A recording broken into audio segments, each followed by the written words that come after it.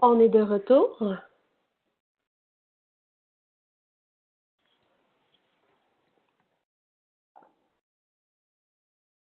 Je vais réouvrir ma caméra. Voilà. Super.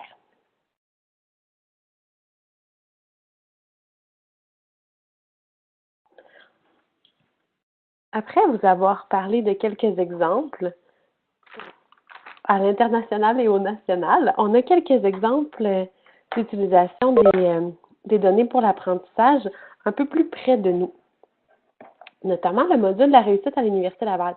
Est-ce qu'il y en a qui connaissent le module? Vous avez écouté la vidéo? Je n'ai pas besoin de poser la question. J'ai la réponse. Donc, certains participants sont au courant. Je vais faire la présentation, puis n'hésitez vraiment pas, dans le fond, à compléter s'il y a des éléments. Donc, le module de Véronique la connaît très bien. Tu pourrais te présenter, Véronique? En fait, on a communiqué avec différentes personnes à l'Université Laval pour une présentation et ben, c'est ça, c'est moi qui le présente aujourd'hui. Ben, en fait, Séverine, je te laisserai le présenter parce que moi, je le connais surtout du point de vue de chargé de cours. En fait, j'ai vu vraiment le avant puis le après l'implantation de ma réussite.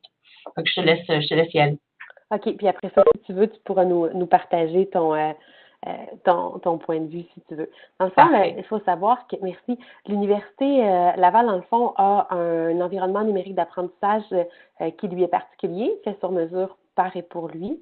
Puis, dans le fond, ça s'appelle Mon Portail, c'est ce que vous voyez ici. Puis, dans Mon Portail, il y a le module Ma réussite qui a été implanté il y a quelques années, j'ai envie de dire à peu près 3, qui s'intéresse à la réussite au premier cycle. Moi, j'ai enseigné au deuxième cycle, alors je ne l'ai pas eu pour mes étudiants, mais j'ai évidemment partagé mon désir d'en connaître plus avec des étudiants au bac en enseignement au secondaire, entre autres.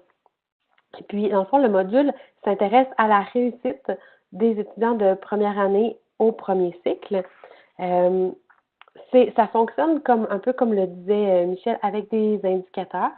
C'est le même principe, à surveiller à risque, envoi de réussite, puis des données insuffisantes pour calculer un indicateur. Dans le fond, ça s'adresse à un cours en particulier, comme le disait, il y a quelque chose de similaire avec ce qui se passe à la cité collégiale. On s'intéresse à la participation des étudiants. Est-ce qu'ils sont la participation puis assiduité, c'est pas tout à fait clair pour moi là. En fait, sa participation, c'est le nombre de clics. En fait, c'est sa participation sur le portail. C'est le nombre de clics qu'il fait. Par exemple, est-ce que l'étudiant, dans le fond, a cliqué sur le forum qui était ouvert? Est-ce qu'il a téléchargé le plan de cours, entre autres? Puis, les résultats, dans le fond, c'est les résultats qui sont entrés par l'enseignant. Évidemment, on a besoin de données insuffisantes, le blanc, parce que s'il n'y a pas assez de données entrées de résultats, bien, on n'est pas en mesure d'attribuer une pastille de couleur à l'étudiant. Donc, pour la partie résultats, ben, ça fonctionne dans le fond avec la cote. Et dans le fond, c'est un peu petit. Dans le fond, vous avez différents indicateurs pour différents cours.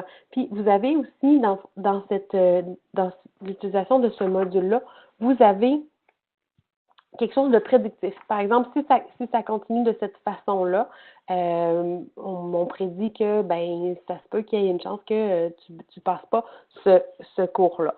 Donc, l'indicateur est en fonction de ce qui se passe maintenant, mais il a envie de diriger aussi l'étudiant vers ce qui pourrait arriver. Il faut savoir que cet indicateur-là, il est vu par l'étudiant, il est vu par l'enseignant, puis il est vu par la direction de programme. Donc, il y a différents regards qui sont portés sur la participation et la réussite de l'étudiant. Il y a des actions automatiques qui sont faites à la semaine 3 de mémoire, à partir du moment où c'est la semaine 3 ou à la semaine 6, Véronique, tu me corrigeras. Il y a des courriels qui partent automatiquement pour les étudiants qui ont cumulé dans le fond, une moyenne jusqu'à maintenant pour les premières semaines qui est en deçà de ce qu'on viserait. Donc, pour ça, pour attirer leur attention sur le fait que la pastille est rouge. Est-ce que, Véronique, j'ai dit des âneries? Pas du tout. On ne dit pas jusqu'à maintenant. Merci.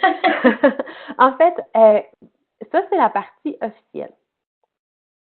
Maintenant, je vais conclure sur la partie plus officieuse parce que c'est peu d'indicateurs. C'est peu d'indicateurs pour colorer une pastille. En fait, la participation, comme je disais, c'est le nombre de clics qui est fait dans la plateforme. Moi, je n'ai pas vu en arrière, je ne sais pas s'il y a des clics qui ont une plus grande importance que d'autres. Est-ce qu'on considère que d'aller cliquer sur le forum, ça vaut moins que de, par exemple, cliquer sur le plan de cours? Je ne sais pas, je n'ai pas l'algorithme en arrière. Cela dit, à partir du moment où l'étudiant comprend que ce sont certains clics qui ont une valeur, ben il va cliquer. En même temps, il clique probablement pour faire changer sa pastille du jaune au vert. Parce qu'on pourrait penser qu'un étudiant bien organisé, j'en ai croisé un ou deux à l'Université Laval, n'a pas besoin nécessairement d'aller sur le portail toujours si, par exemple, il a enregistré sur son ordinateur les documents dont il avait besoin. Donc, le fait qu'il s'abstienne d'aller cliquer pourrait faire passer sa capsule du vert au jaune.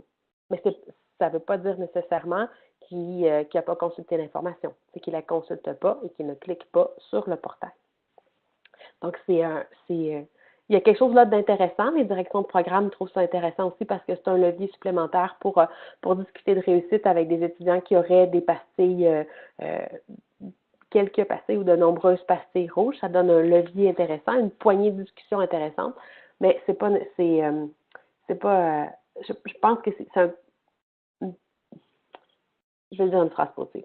C'est un bel outil de communication, mais je ne pense pas qu'on pourrait se fier que sur ça pour avoir un portrait de la réussite dans une cohorte ou dans un programme.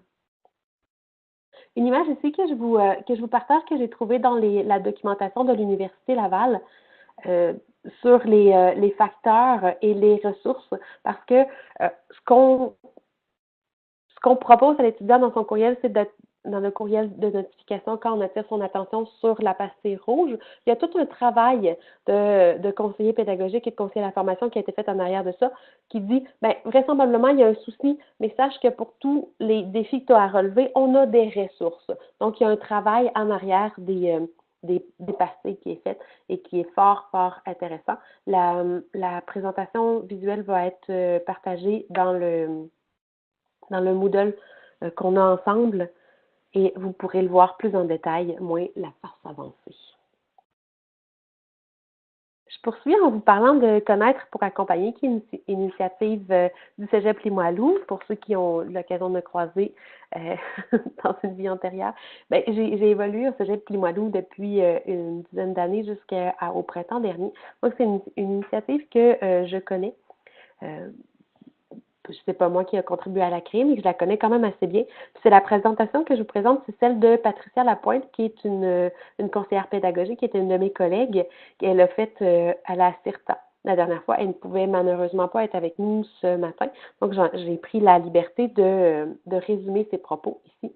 Donc, la mesure Connaître pour accompagner, puis je pense que vous pourrez m'interrompre ou aller dans le forum. C'est une initiative qui voit le jour dans plusieurs collèges, qui a vu le jour ou qui est en travail. Dans le fond, l'idée de CPA+, c'est que avant, on attendait un échec à la fin de session pour identifier un étudiant en difficulté. C'est le propre aussi à l'université quand, par exemple, on intervient en fin de session. Les interventions se font avec le programme CPA+, en amont. Et dans un souci de confidentialité, il y a eu un travail important qui a été fait sur cet aspect-là à Limoilou. Dans le fond, on parlait tantôt, est-ce que les étudiants signent? Mais pour CPA+, à Limoilou, oui, les étudiants signent, donc les étudiants pourraient décider. Ça ne va pas de facto et on doit se retirer. Dans le fond, les étudiants signent et comprennent que leurs données vont être utilisées pour améliorer leur réussite et dresser des portraits.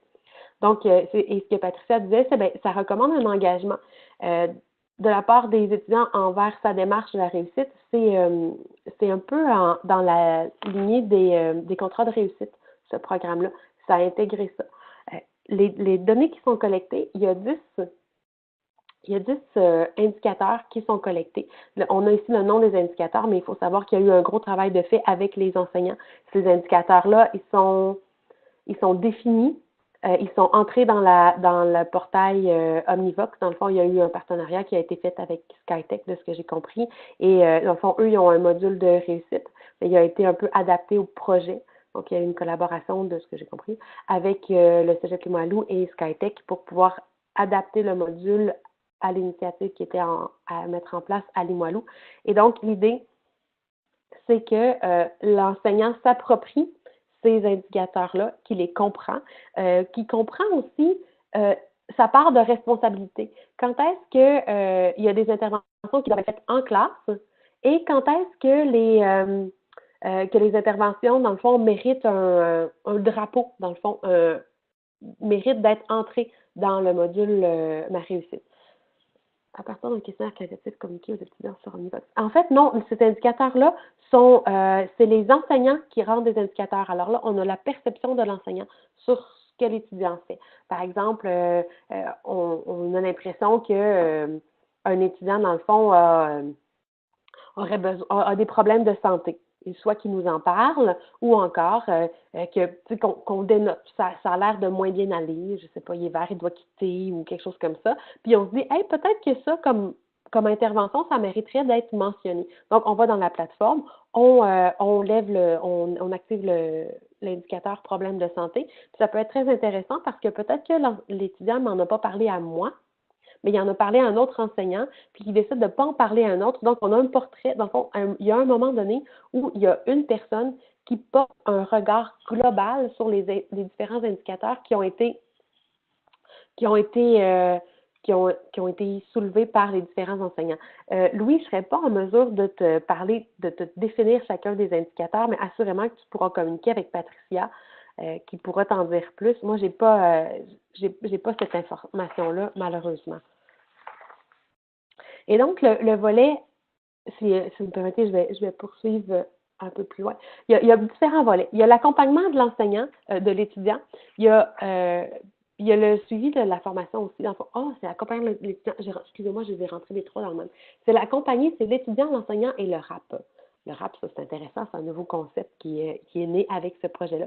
Donc, on accompagne l'étudiant pour le référer à des services, par exemple, parce que les étudiants s'ils ont des soucis, des fois, ils vont le dire juste aux profs avec qui ils ont une certaine confiance, puis ils ne vont pas nécessairement faire la tournée de leurs profs.